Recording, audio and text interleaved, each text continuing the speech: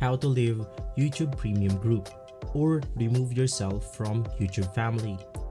Well, YouTube Premium has been recently very useful, and if you want to remove yourself from those YouTube family, this is the right video for you.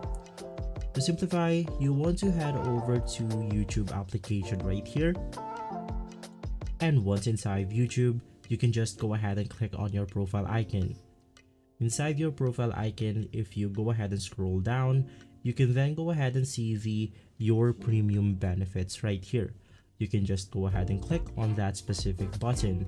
Now that button will only appear if you are inside a YouTube Premium account.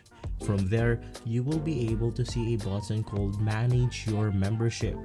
After clicking on that button, you can then go ahead and select the Manage Members, and you can just select the person or yourself if you want to remove it.